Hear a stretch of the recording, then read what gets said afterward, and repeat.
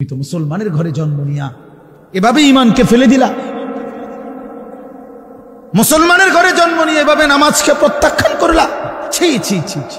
তোমারে দেখে তো হিন্দুও হাসবে, তোমারে দেখে তো ইহুদিও হাসবে, তোমারে দেখে তো খ্রিস্টানও হাসবে যে দেখছো হয় নাকি শ্রেষ্ঠ জাতি, ওদের ধর্ম নাকি শ্রেষ্ঠ ধর্ম, ওদের ধর্ম কোরআন নাকি শ্রেষ্ঠ কিতাব, ওদের শ্রেষ্ঠ ধর্ম ওদেরই পছন্দ হয় না, ওদের শ্রেষ্ঠ কিতাব ওরাই পড়তে পারে না।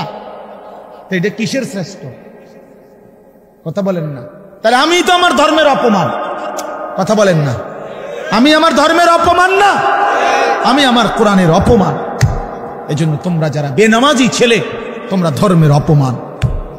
তোমাদের যাদের চুল বেঈমানের মতো তোমরা মুসলমান ধর্মের অপমান। তোমরা, তোমাদের কারণে আমার ধর্ম লজ্জিত, তোমাদের কারণে ধর্ম বেইজ্জতি হয়েছে। তোমরা ইসলামকে অপমানিত করলা, আল্লাহকে অপমানিত করলা, আমার নবীর শ্রেষ্ঠতম 23 বছরের আদর্শকে তোমরা অপমানিত করলা। এই অপমানের বিচার আল্লাহ করবে, মনে রাখো। ছেড়ে দিবে না বাপ। আল্লাহ কোরআনে বলছে বান্দা আমি 1 সেকেন্ড ছাড়বো না, আমি হিসাব নিব। তুমি আমারে কি মনে করছো বান্দা? বাদুগা খাওয়াইছি দেখিয়া তুমি মনে করছো আমি মাতি না? হ্যাঁ, কিটা মনে করছো? এ পেশাব পায়খানার ভাত তুমি মনে করছো আমি কিছুই বলবো না, কিছুই বলবো না। তুমি জানো না ফেরাউনকে শোয়াইছে কে? তুমি জানো না কারুনকে শোয়াই দিছে কে? তুমি জানো না নমরুদ সাদ্দাতকে নিশ্চিহ্ন করে দিয়েছে কে? তুমি শোনো নাই? তুমি আন্দাজ করো নাই আমি আল্লাহ কেমন? এই পৃথিবীর কত অবাধ্য জাতিকে আমি আল্লাহ ধ্বংস করে দিয়েছি, শোনো নাই? কই, গোটা পৃথিবীর সমস্ত আধুনিক প্রযুক্তি থাকার পরেও তো বাবা আমেরিকার ওই বেঈমানরা ক্যালিফোর্নিয়ার লস অ্যাঞ্জেলস তাদের একটি স্টেট আগুনে দাবানলে পুরে ছাই হয়ে গেছে। লক্ষ লক্ষ কোটি কোটি মিলিয়ন বিলিয়ন ডলারের এক এক বিল্ডিং। আপনারা মুরব্বীরা মিলিয়ন বিলিয়ন ডলার কি তাই বুঝতেন না? কয়টা আপনি 1 মিলিয়ন বিলিয়ন ডলার কত টাকা? কমপক্ষে 300 টাকার বেশি। মানে আপনি এটি বুঝতেন না, এটা বুঝতেন না। কথা বুঝছেন কিনা? হ্যাঁ, আমরা কিতাবে পড়ছি এক বুজুর্গকে, হ্যাঁ, একটা জিনিস দামি ওনার কাছে ছিল, তো ওনার কাছে বলছি আপনি বিক্রি করে দেন। কত মূল্য? উনি বলছে 100 দিরহাম, 100 টাকা। তখন উনি যখন বিক্রি করে দিছে, ওনারে 100 দিরহাম দিছে, তো অন্য কেউ ওনারে পরে বলছে হায় হায় জনাব আপনি তো বহুত বড় ঠকছেন, মাত্র 100 টাকা দাম চাইলেন, এটার দাম তো আরো অনেক। তো উনি বলছেন আল্লাহর কসম 100 টাকার উপরে 100 দিরহামের উপরে কোনো সংখ্যা আছে? আমার তো এটা জানা না, আমার তো এর উপরে কিছু জানা নাই। আমার মেজো বোনের বিয়ে যখন হয়েছিল, মেজো বোন, আমি তখন প্রাইমারি শেষ করে মাদ্রাসায় ভর্তি হয়েছি, এই সময় আমার বোনের বিয়ে হয়েছে। তো বোন জামাই যখন ওই আগে ছোটবেলায় বিয়ের দিন বোন জামাই যখন আসছে, তখন শরবত খাওয়াইছি যে গেইটে নাকি, তখন কিছু টাকা দিতে হয় না যে শরবত খাওয়ায় তারে, তো আমারে 100টা টাকা দিছে উনি খতম। তো এগুলা নাকি ওনার কাছে আরো টাকা ছিল, তো ওই আরো একটু সাফাসাফি করলে আরো দেয়, আরো কিছু দেয়, না মানলে আরো দেয়, এমনি এমনি নিয়ম ছিল। আমার 100 টাকা দিছে, আর এটা দেখে আমি একটা দৌড়ে আইয়ালাইছি। আমার পুরো মনে আছে, একেবারে কসম, আমার পুরো এখনো মনে হইলো আর এই কথাটা।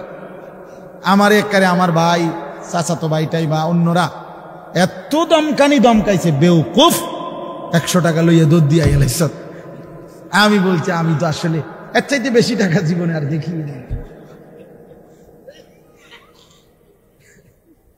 তো বলতে চাইলাম হাজার হাজার কোটি কোটি মিলিয়ন ডলারের এই বাড়ি ভবন, এগুলো পৃথিবীর সর্বাধুনিক প্রযুক্তি দিয়ে, অত্যাধুনিক প্রযুক্তি থাকা সত্ত্বেও, আধুনিক সরঞ্জামাদি থাকার পরেও বাপ আল্লাহর দেওয়া আযাবে আগুনে যখন জ্বলছে, এই কয়দিন হইল কোনো বেঈমানে 1 সেকেন্ডের জন্য আগুন নিভাইতে পারে না। 14,000 ফায়ার সার্ভিস কর্মী একসাথে আপনার পানি দিছে, আরো বাড়ে, আগুন আরো বাড়ছে। তার মানে বোঝা গেল বাবা, পৃথিবীর কারো শক্তি মূলত কোনো শক্তি না, আল্লাহ শক্তির সামনে, আল্লাহর ফয়সালার সামনে। আল্লাহ যদি ভালো রাখে তাইলেই ভালো থাকা। হ্যাঁ, আপনার টাকা তো আছে 1000 কোটি টাকা, কিন্তু আপনার ফেড অসুখ, আপনি টেহা দিয়ে কিনবেন। আপনার টাকা তো আছে লক্ষ কোটি টাকা, কিন্তু আপনার তো ডায়াবেটিস, আপনি কিনবেন টাকা দিয়ে কি করবেন?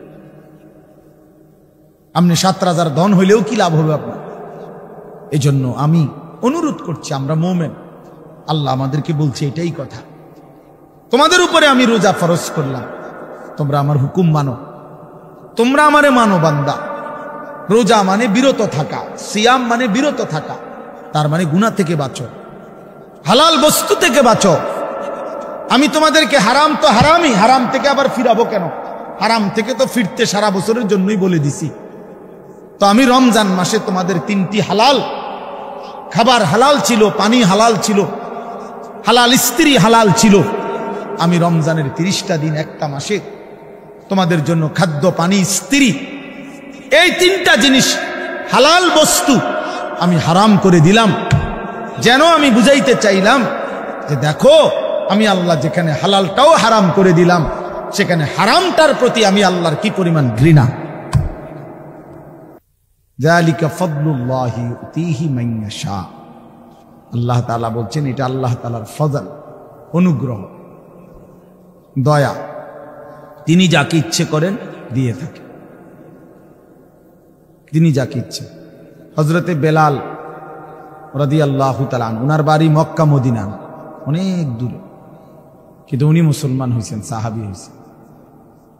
হযরতে হুযাইফা নবীজির সাহাবী, ওনার বাড়ি মক্কা মদিনা না, ইয়ামান, উনি মুসলমান হয়েছেন, সাহাবী হয়েছেন।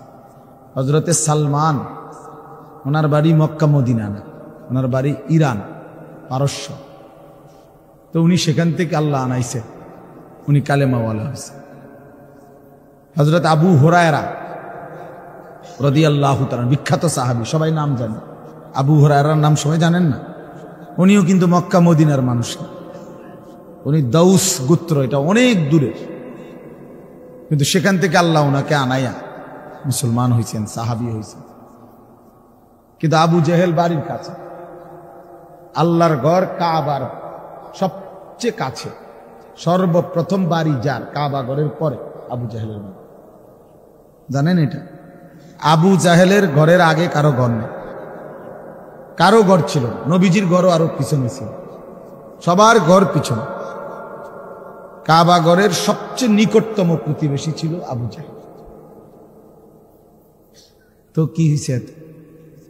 কিন্তু বদনসিব, আবুল আহাব কাছে ছিল, বঞ্চিত। এই জন্য এটা আসমানের ফয়সালা। এত কাছে থেকে বঞ্চিত হলো কেন? এত দূরের থেকে আসলো কেন? বুঝছেন না হিসাবটা? তাহলে মূলত ফয়সালাটা কার? ইউতিহি মান ইয়াশা।